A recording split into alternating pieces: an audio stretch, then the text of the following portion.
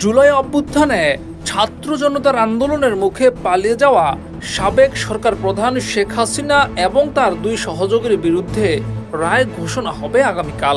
এই রায় ঘোষণাকে কেন্দ্র করে সতর্ক অবস্থানে রয়েছে আইন শৃঙ্খলা বাহিনী। এর আগে গত 13 নভেম্বর ঘোষণা করা হয়েছিল যে 17 তারিখ শেখ হাসিনা, সাবেক স্বরাষ্ট্রমন্ত্রী আসাদুজ্জামান খান এবং পুলিশের সাবেক মহাপরিদর্শক চৌধুরী আবদুল্লাহ আল মামুনের বিরুদ্ধে রায় ঘোষণা করা হবে। গত 13 নভেম্বর সারা দেশে লকডাউন ঘোষণা করেছিল বর্তমানে কার্যক্রম নিষিদ্ধ থাকা আওয়ামী লীগ। তারা সারা দেশের বিভিন্ন স্থানে ককটেল বিস্ফোরণ ঘটিয়ে মানুষের মধ্যে আতঙ্ক ছড়িয়ে দেওয়ার চেষ্টা করেছিল।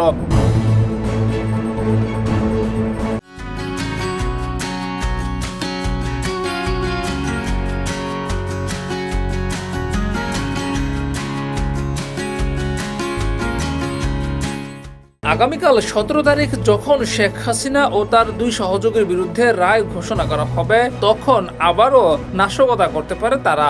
সেজন্য সর্বোচ্চ সতর্ক অবস্থানে রয়েছে পুলিশ, বিজিবি এবং সেনাবাহিনী। এদিকে হাসিনার সর্বোচ্চ শাস্তি দাবি করেছেন সাধারণ মানুষ। এত মানুষের গুম, খুনের, হত্যার নির্দেশদাতা হিসেবে শেখ হাসিনার সর্বোচ্চ শাস্তি মৃত্যুদণ্ড দাবি করেছেন সাধারণ মানুষ।